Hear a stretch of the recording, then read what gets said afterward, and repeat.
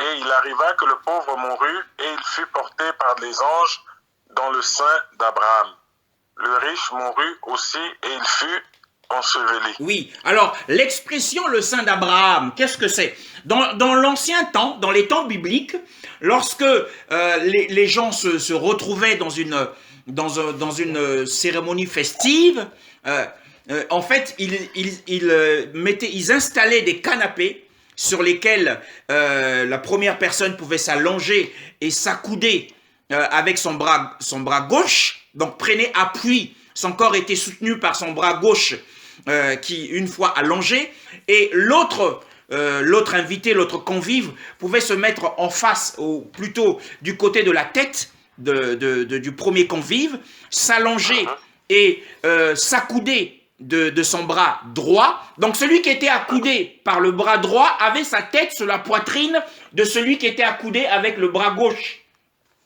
C'était en fait des positions qui étaient prises, c'était des postures qui étaient prises lors des fêtes au temps biblique.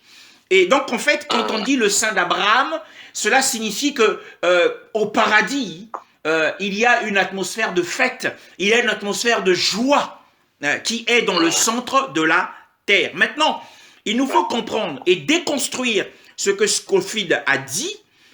Et pourquoi, frère, me dirait-on, frère, pourquoi dis-tu que nous n'allons pas directement au ciel lorsque nous mourrons? Déjà d'une part, parce que nous ne pouvons pas faire la Bible dit que Jésus a dit le serviteur n'est pas plus grand que son maître. Comment se fait-il que Jésus, quand il est mort, il s'est retrouvé au centre de la terre pendant 3 jours et 3 nuits, et toi, chrétien, aujourd'hui, si tu meurs, tu vas directement au ciel? Alors, l'objectif serait de suivre le chemin du maître. Hein? Christ a d'abord pris un chemin, il a ouvert un chemin, il s'est retrouvé là avec Abraham et tous les saints, et ensuite il est ressuscité d'entre les morts. Donc nous également, en tant qu'enfants de Dieu, nous devons suivre le même cheminement. Lorsque nous mourrons, nous nous retrouverons dans Hadès. Maintenant, il faut donner les raisons. Hein? Et avant de déconstruire ce qu'a dit le docteur Scofield, il nous faut donner les raisons. Quelles sont les raisons qui montrent que on ne va pas directement au ciel? Il faut démontrer cela bibliquement pour ne pas que l'on dise que c'est une hérésie. Hein? Parce que l'on peut penser que c'est une hérésie, hein, ce que l'on est en train de dire. Hein? Premièrement, Apocalypse 6. Apocalypse 6, nous allons voir cette fois-ci le 5e sceau. Nous allons effleurer le 5e sceau. Non, tu m'as dit acte? Non, Apocalypse 9 à 11, ok. 5e sceau, les martyrs. Et quand il ouvrit le 5e sceau, je vis sous l'autel les âmes de ceux qui avaient été tués à cause de la parole d'Élohim et à cause du témoignage qu'ils avaient. Et ils criaient à grande voix en disant, jusqu'à quand, Maître, le saint et le véritable, ne juges-tu pas et ne venges-tu pas notre sang sur ceux qui habitent sur la terre?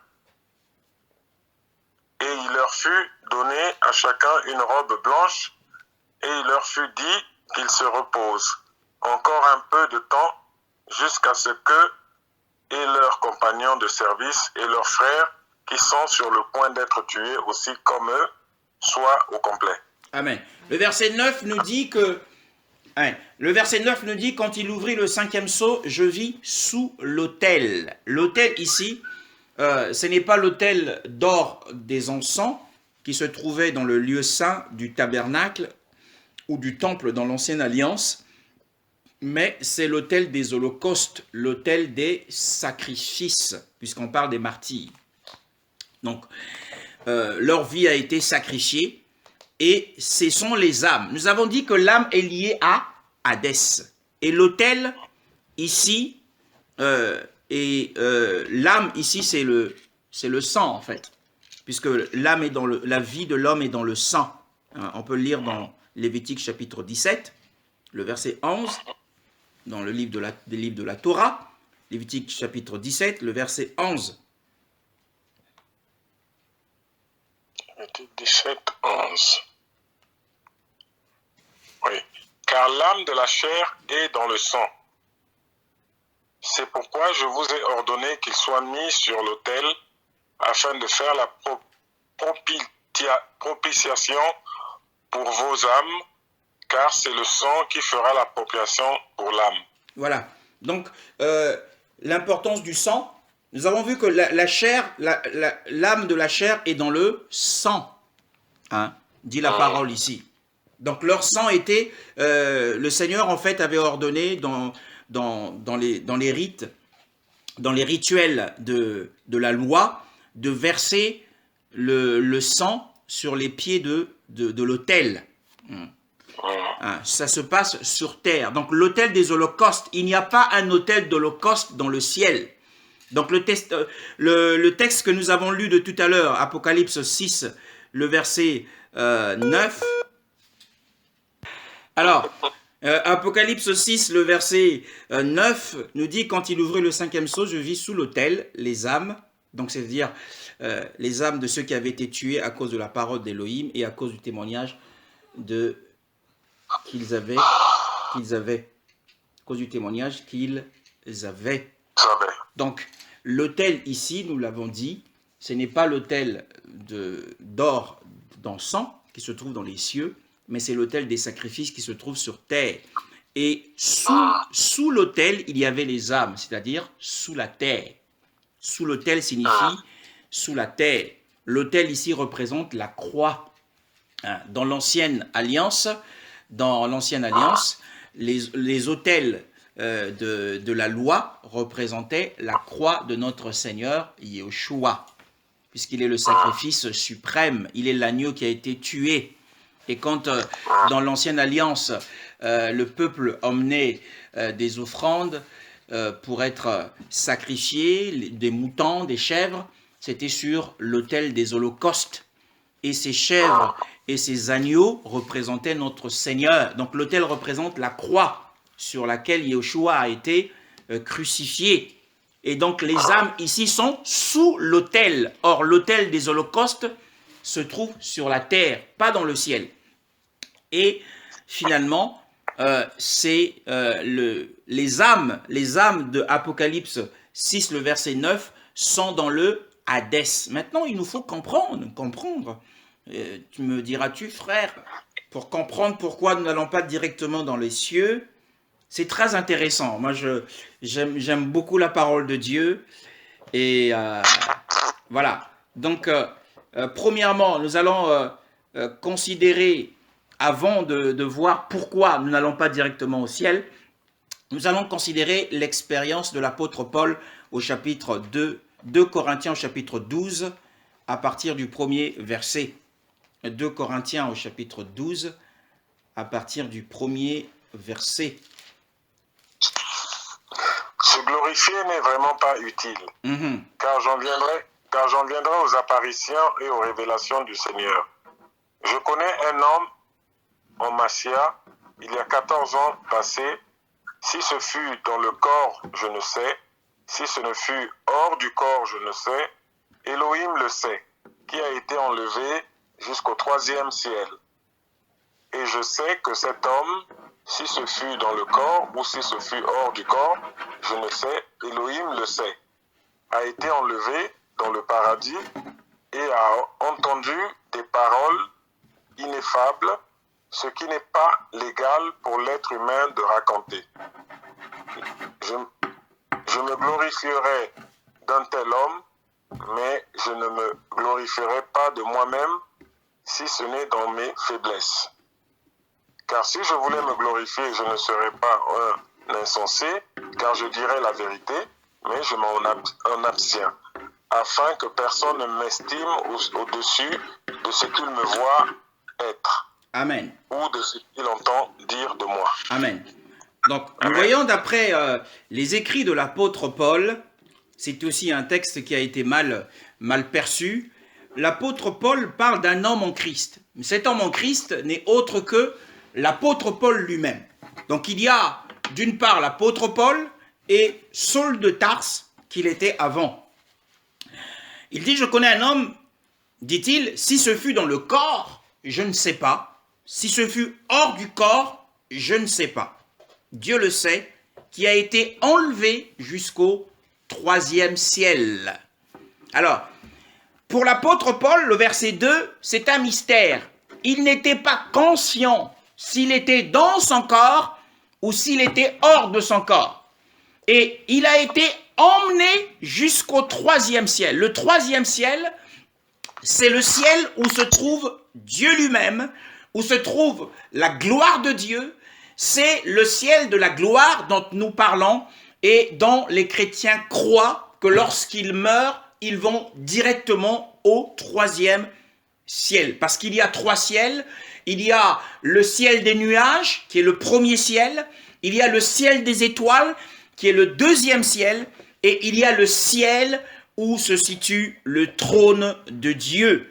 Et l'apôtre Paul dit, je ne sais pas, je n'étais pas conscient, ça m'est arrivé d'une façon inconsciente, je ne sais pas si j'étais dans mon corps ou si j'étais hors de mon corps. Cet enlèvement ou cette conduite s'est faite de façon mystérieuse. Attention, ça c'est la première expérience que l'apôtre Paul a eue. Mais il y a quelque chose va venir tout faire changer. Et les gens n'ont pas fait attention à ça.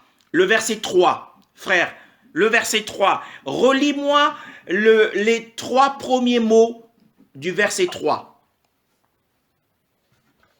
Et je sais que cet homme, si ce fut dans le corps ou si ce fut hors du corps, je ne sais, Elohim le sait. Verset 4. A été enlevé dans le paradis et a entendu des paroles ineffables, ce qui n'est pas légal pour l'être humain de raconter. Amen. Au verset 2, l'apôtre dit, il reprend sa première expression, si ce fut dans le corps, je ne sais pas, si ce fut hors de mon corps, je ne le sais pas non plus, Dieu seul le sait, je fus enlevé jusqu'au 3e ciel. Premier point. Le verset 3, il dit, et, nous avons tous été à l'école, et nous savons que cette conjonction de coordination qui est « et » peut avoir pour synonyme « et ensuite », « et en plus », « et encore ». Alors, le « et » qui commence commencer une phrase par « et » signifie qu'on ajoute quelque chose à ce qui a été dit avant. Ouais. Si je dis par exemple, je suis à la maison et je suis à la maison, les gens vont penser que je suis fou. Parce que j'utilise cette conjonction pour dire la même chose. Ça ne veut rien dire. Rien dire. Voilà. Si je dis, je suis à la maison et je suis en train de jouer, je dis 2 choses différentes. D'une part, je suis à la maison et qui ajoute quelque chose, je suis en train de faire quelque chose d'autre. Alléluia. Ouais. Mais si je dis, je suis à la maison et je suis à la maison, je ne dis rien de plus. Rien de plus. L'apôtre Paul dit, et je sais, si c'était dans son corps, je ne sais pas. Si c'était hors de son corps, je ne sais pas. Dieu le sait. Et, dit-il encore une fois, et je sais que cet homme, si ce fut dans le corps, ou si ce fut hors du corps, je ne sais, Dieu le sait, a été enlevé dans le paradis. Ce qui signifie qu'il dit 2 expériences différentes. La première expérience était dans le 3e ciel. Et la deuxième expérience, c'est dans le paradis. Donc, il a visité 2 endroits différents. C'est important. Beaucoup de théologiens n'ont pas fait attention à ce mot « et », qui change tout de la phrase. Et il nous faut comprendre pourquoi est-ce que Dieu n'a pas voulu que Paul se glorifie. Parce que le 3e ciel, c'est le lieu le plus élevé de l'univers. Et le paradis, comme nous l'avons vu tout à l'heure, où Yeshua a dit au voleur, tu seras avec moi dans le paradis, et nous avons compris que le paradis était au centre de la terre, eh bien, était au cœur de la terre. Le cœur de la terre, Hadès, est le lieu le plus bas de l'univers. Donc, le lieu le plus haut de l'univers, c'est le 3e ciel. Le lieu le plus bas de l'univers, c'est le Hadès. Et donc, l'apôtre Paul, il avait la connaissance des choses qui se trouvent sur la terre, comme vous et moi. Nous avons la connaissance des choses qui se trouvent sur la terre. Et il a été emmené, sans être conscient de cela, à l'endroit le plus élevé des cieux, pour connaître les choses qui sont dans les cieux, et pour connaître les choses qui sont dans les régions les plus basses. En réalité, l'apôtre Paul avait des connaissances, des révélations sur l'univers entier. C'est pour ça que le Seigneur ne voulait pas qu'il se glorifie, qu'il lui a mis une écharpe dans la chair. Parce que le lieu le plus élevé, qui est le 3e ciel, est un lieu inconnu des hommes. C'est un lieu invisible, le 3e ciel. Et la région la plus basse de la terre, qui est le Hadès, est aussi inconnue des hommes. À moins d'y aller. Quand tu vas, tu ne reviens pas.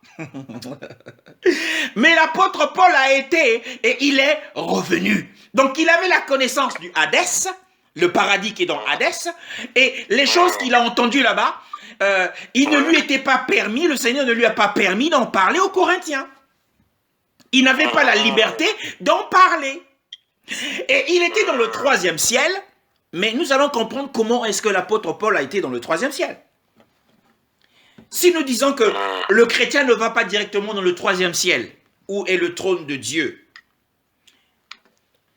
regardons dans Philippiens chapitre 2. C'est un enseignement très important, parce que ça va déterminer la suite de la lecture d'Apocalypse.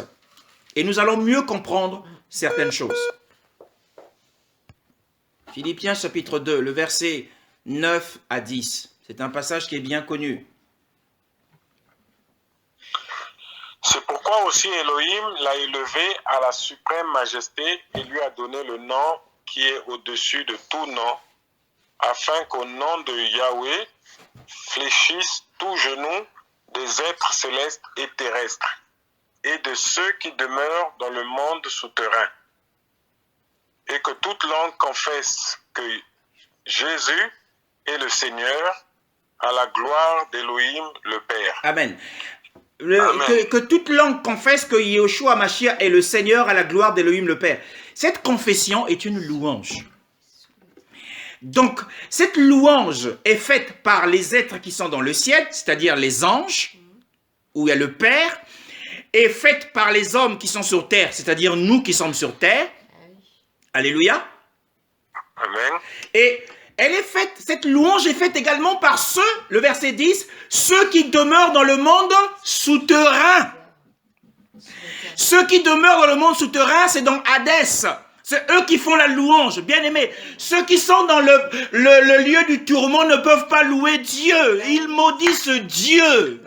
C'est seulement ceux qui sont dans la section agréable, avec Abraham, dans la joie, dans le paradis, qui se réjouissent, c'est eux qui louent Dieu. Donc il y a ici 3 mondes. Dans l'univers, il y a 3 sections. Il y a le 3e ciel, il y a la terre et il y a le monde souterrain. Ce sont les 3 sections de l'univers que le Seigneur a permis à l'apôtre Paul de visiter et de connaître. Et parce qu'il avait cette connaissance, de peur qu'il ne devienne orgueilleux, le Seigneur a mis une écharpe dans sa chair pour l'empêcher de s'enorgueillir. Donc il y a 3 mondes, frères. Ceux qui entendront ce message après, les bien-aimés qui ne se sont pas connectés, c'est important, il y a 3 mondes. Lorsque nous mourrons en tant qu'enfants de Dieu, nous allons dans cette section. Scofield a dit que cette section a été transférée dans le ciel. Il n'y a aucun passage biblique qui dit que la section agréable, le paradis dont a parlé le Seigneur dans Luc 16, a été transférée au ciel à sa résurrection. Il n'y a aucun passage biblique qui le dit. Il y a un autre texte. Maintenant, il nous faut comprendre. Il faut finir cet enseignement aujourd'hui. Il nous faut comprendre pourquoi nous n'allons pas au ciel tout de suite. Ça, c'est important. C'est très, très important. 2 Corinthiens chapitre 5, au verset 1. Il nous faut comprendre pourquoi, frère, dis-tu que nous n'allons pas au ciel tout de suite. 2 Corinthiens chapitre 5, le verset 1. C'est l'apôtre Paul qui le dit. Verset 1. Nous savons que si notre maison terrestre, une tente, est détruite, nous avons dans les cieux une construction qui vient d'Élohim, une maison éternelle qui n'est pas faite par la main de l'homme. Car nous gémissons aussi dans cette tente, désirant avec ardeur revêtir notre demeure qui vient du ciel. Puisque, ayant été ainsi vêtus, nous ne serons pas trouvés nus. Car aussi nous qui sommes dans cette tente, nous gémissons étant accablés, parce que nous désirons non pas enlever notre vêtement, mais nous revêtir afin que ce qui est mortel soit englouti par la vie. Amen. Oh, amen. C'est merveilleux. Hein? Ce passage nous dit tout. Parce qu'en fait, ce passage de 2 Corinthiens chapitre 5 est une continuité de 2 Corinthiens chapitre 4 jusqu'au dernier verset, où l'apôtre Paul, on va le lire, on va revenir, faites un retour en arrière. Faites un retour en arrière. L'apôtre Paul est en train de parler justement de ses souffrances, et il parle du renouvellement de le verset 16. Le verset 16 du même chapitre. Du chapitre précédent. Donc le chapitre 12. 4. Ah, le chapitre précédent, ok. Ouais. 4, 16. C'est pourquoi nous ne perdons pas courage, et même si notre homme extérieur se détruit, mais l'intérieur se renouvelle de jour en jour. Voilà, donc le sujet est sur les souffrances, et on reprend maintenant le chapitre 5, le verset 1. Et là, la Bible dit, « Car si nous savons que notre maison terrestre, quelle est cette maison terrestre dont il parle? Eh bien, c'est le corps physique. Le corps physique, l'homme, nous avons dit que l'homme est composé d'un esprit, d'une âme et d'un corps. Et la maison terrestre, c'est un corps physique. Mais le problème, c'est que cette maison terrestre n'a pas de fondement.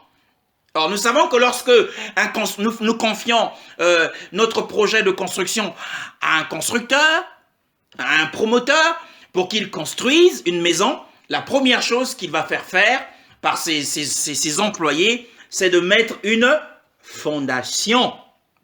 Mais la maison terrestre, la maison terrestre de notre corps n'a pas de fondation. C'est pour ça que l'apôtre Paul dit ici, car si nous savons que notre maison terrestre, c'est-à-dire notre tente, la tente ici c'est quoi? La tente signifie simplement tabernacle.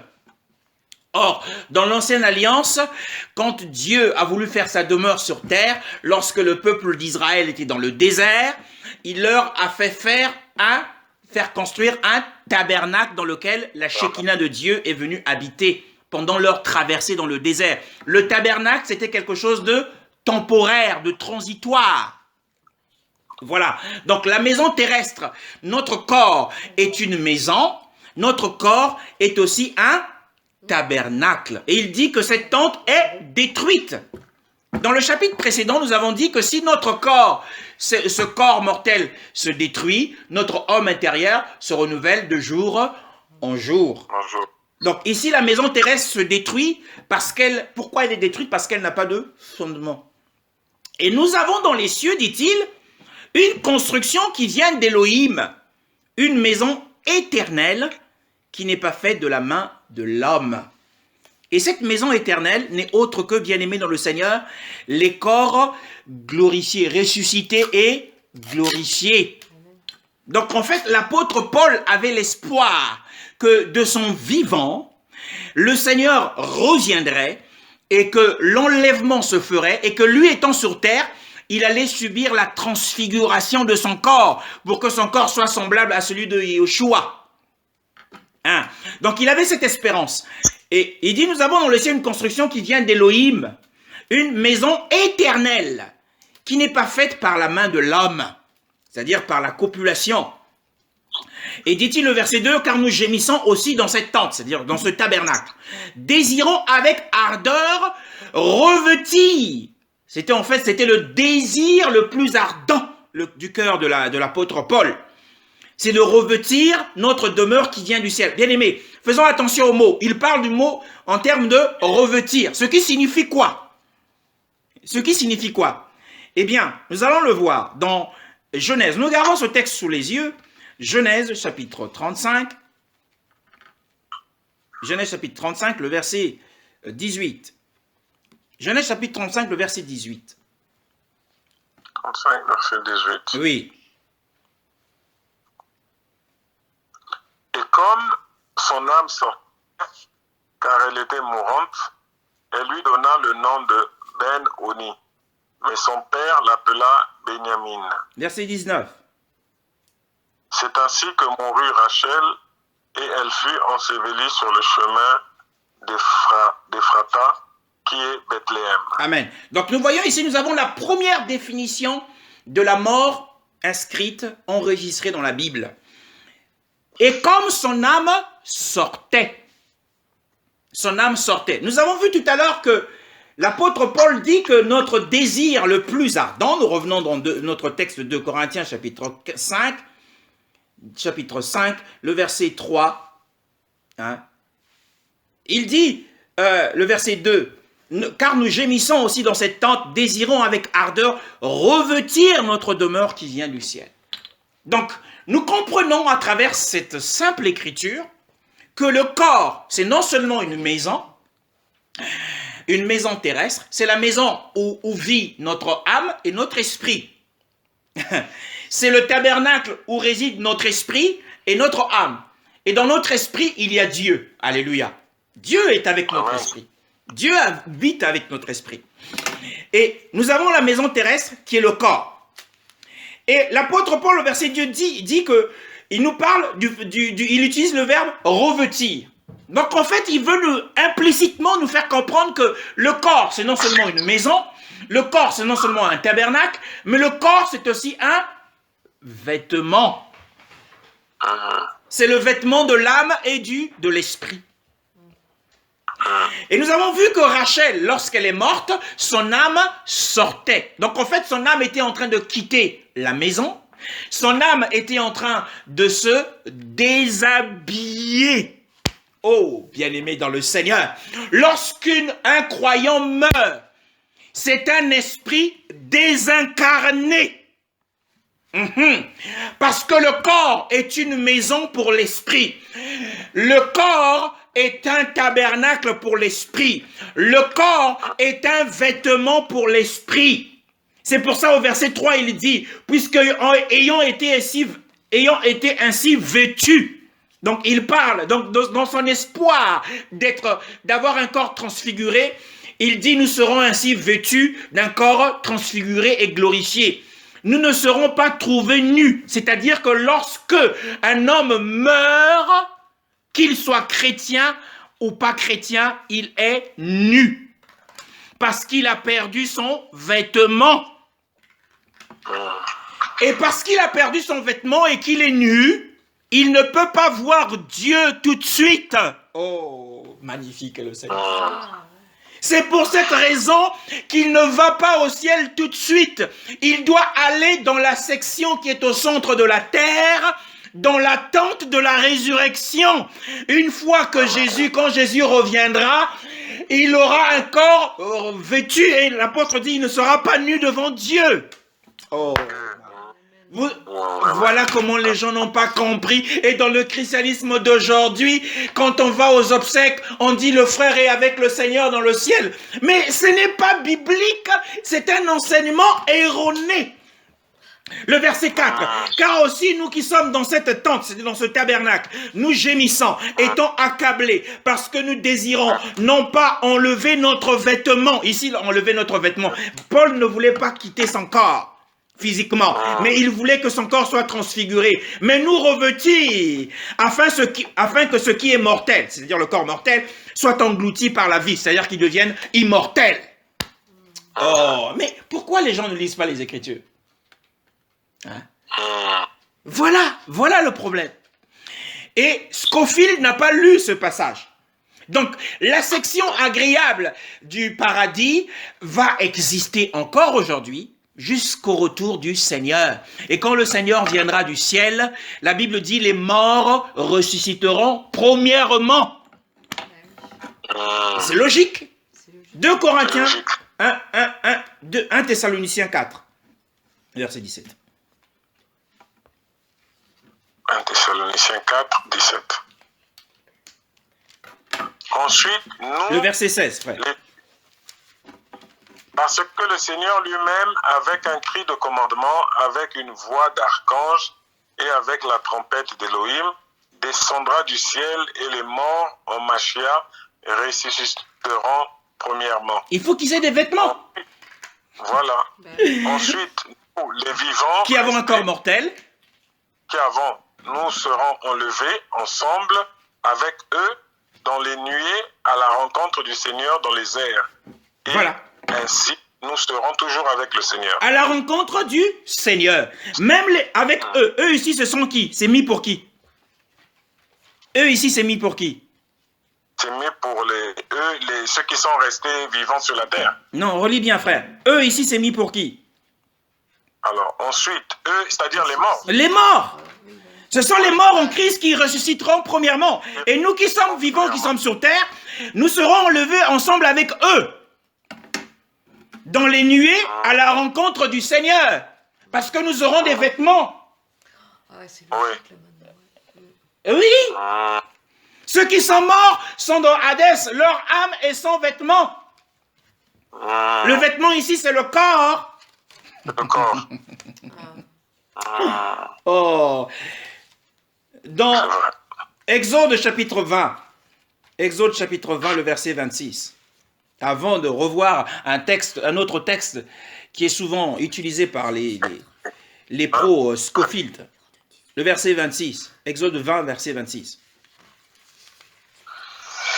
Et tu ne monteras pas à mon autel par des marches, de peur que ta nudité ne soit découverte en y montant. On voit que Dieu a horreur de la nudité. En fait, quand il a interdit dans la mise en place des autels qu'il y ait des marches. Et à l'époque, ils n'avaient pas de sous-vêtements. Et ils ne voulaient pas que la nudité soit vue. Donc, tu ne peux pas voir Dieu hors de ton corps. Donc, quand l'apôtre dit, est-ce que j'étais dans mon corps ou hors de mon corps? La réponse, quand il est allé au 3e ciel, il était avec son corps. Mais il n'en était pas conscient.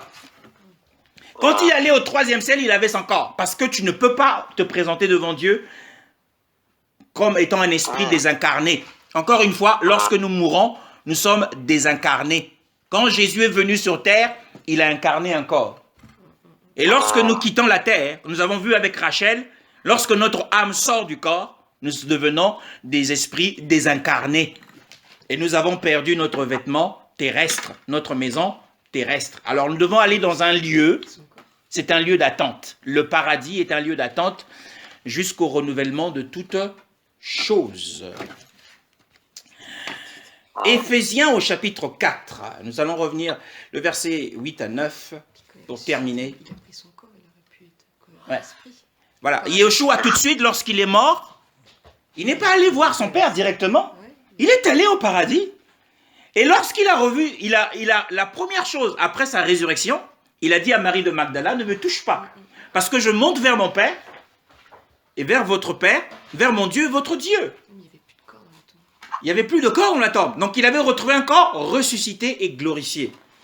Et il voulait donner à son Père les prémices de la résurrection. Ça c'est dans Jean chapitre 20. Donc nous sommes dans Éphésiens chapitre 4, le verset 8 à 9. Donc les proscophites... Vas-y frère. C'est pourquoi il dit, étant monté dans la hauteur, il a capturé la captivité et il a donné des dons aux humains. Or, que signifie? Il est monté, sinon qu'il est premièrement descendu dans les parties inférieures de la terre. Celui qui est descendu, c'est le même qui est monté au-dessus de tous les cieux afin de remplir toutes choses. Amen. Donc voilà. Donc le Hadès, Sheol, le cœur de la terre, les parties inférieures de la terre, ce sont des termes synonymes. Le paradis, ce sont des termes synonymes. Donc Yahushua, dans ce passage, qui est tiré du psaume 68, hein, dans ce passage, on voit que Yahushua est monté dans la hauteur. La hauteur ici, c'est le troisième ciel. Hein. La hauteur ici part du troisième ciel.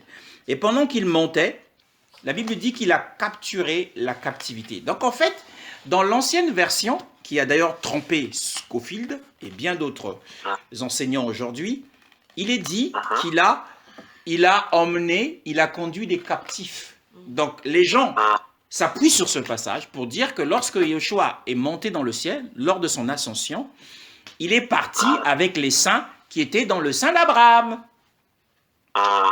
Or, la version que nous avons là, c'est la version qui est proche du texte réel, de base. Il a capturé la captivité. Qui c'est qui avait mis les hommes en captivité si ce n'est Satan? Satan avait le pouvoir de la mort. D'après Hébreux, chapitre 2, le verset 14. Il faut le lire. Hébreux, chapitre 2, le verset 14. Hébreux, chapitre 2, le verset 14. Verset 14. Ainsi donc, puisque les enfants participent à la chair et au sang, lui aussi, pareillement, a participé aux mêmes choses, afin que, par le moyen de la mort, il priva de pouvoir celui qui a la force souveraine de la mort, c'est-à-dire le diable. Amen. Donc, c'est lui qui avait le pouvoir de la mort sur les gens de l'ancienne alliance. Hein, nous revenons dans notre texte d'Éphésiens, chapitre 4. Il avait le pouvoir de la mort sur les gens de l'ancienne alliance. Donc, il avait le pouvoir sur la mort, mais la mort est un ennemi, ça il faut le savoir. Hein. La mort, c'est un roi d'abord. On va d'abord voir ça. La mort est un roi. Romains chapitre 4, le verset 18. La mort est un... Romains chapitre 4, le verset 14, pardon. 14. Pardon. Car si les héritiers le sont, pardon, sur frère. la base... Pardon, frère. C'est Romains chapitre 5, le verset 14. Romains chapitre 5, le verset 14. 14. Mais la mort a régné depuis Adam jusqu'à Moïse. Amen. Amen. On nous dit ici que la mort a régné. Ne règne qu'un roi. Il n'y a qu'un roi pour régner. Donc la mort est un roi, mais un roi qui a été vaincu. C'est pour ça que dans Apocalypse 6, 8, nous avons vu que ce roi était sur un cheval pour s'aimer la terreur. La mort est un roi, mais Yahushua l'a vaincu. Et dans 1 Corinthiens chapitre 15,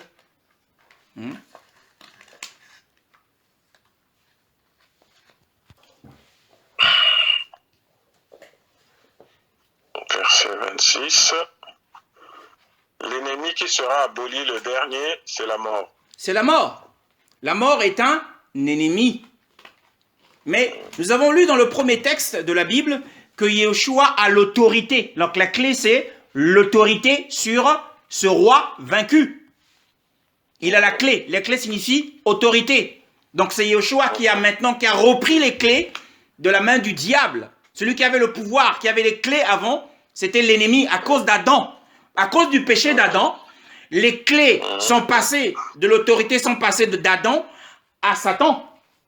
Et Yahushua, par sa mort et par sa résurrection, il a repris les clés à l'ennemi. C'est pour ça que lorsqu'il apparaît à Jean, il dit « J'ai les clés de l'Hadès et de la mort ». Donc il a autorité sur ce roi vaincu. Donc nous avons vu que la mort est un ennemi. Et la force de cet ennemi, c'est quoi? C'est le péché. Le péché. C'est le péché qui est la force de la mort. Car le salaire du péché, c'est la mort. Donc, parmi ceux qui avaient le pouvoir de la captivité, selon le texte d'Éphésiens chapitre 4, le verset 8 à 9 que nous sommes en train de lire, c'était Satan, le péché et la mort. Et Yeshua, dans sa montée triomphale dans les cieux, il a emmené dans son cortège la captivité. La captivité ici ne parle pas des saints. Hein, le texte de BJC là, c'est le texte le plus fidèle au texte de base. Il a capturé la captivité et non pas les saints, mais il a captivé, il a pris autorité sur Satan, sur le péché. Il a annulé le péché et il a annulé la mort. Donc Yeshua, par sa mort et sa résurrection, a vaincu Satan, a vaincu le péché, il a vaincu la mort. C'est cela la captivité ici qu'il a capturé. Il a dans la main les clés de la mort et de l'Hadès. Or, l'aiguillon de la mort, c'est le péché. Bien aimé, la rédemption de la croix est une solution au problème du péché. Alléluia.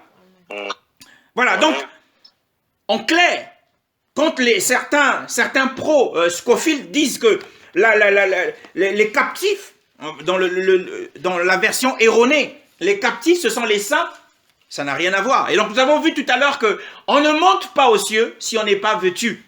Et le vêtement, c'est le corps de l'esprit et de l'âme. Et les anges dans les cieux, ils ont un corps spirituel. Alléluia. Et Dieu lui-même dans le ciel, il a un corps spirituel. Nous l'avons vu dans Apocalypse 5. Hein, son corps est fait de pierres précieuses. Hein? Nous aurons l'occasion de revoir cela. Son corps est fait de pierres précieuses. Il y a un corps spirituel glorifié, le Père sur le trône. Alors, les esprits, donc, il nous faut comprendre cela. Si nous avons compris ce message, et nous aurons la clé de la compréhension des autres textes d'Apocalypse, sinon, nous allons avoir une interprétation erronée de tout ce qui suivra. Alléluia. Amen. Voilà. Donc, pour ce qui nous concerne, Jésus a dit, n'ayez pas peur. N'ayez pas peur. Donc, frère, lorsque tu partiras, je ne sais pas. Donc, bien-aimé dans le Seigneur, quand tu mourras, eh bien, ne sois pas étonné si les anges qui viennent te chercher te conduisent dans une direction vers le bas. Ne te dis pas, où est-ce que vous m'emmenez? Ne crains pas qu'ils t'emmènent dans la section du tourment. Mais il est aussi important de voir que dans la section du tourment, est entièrement différente.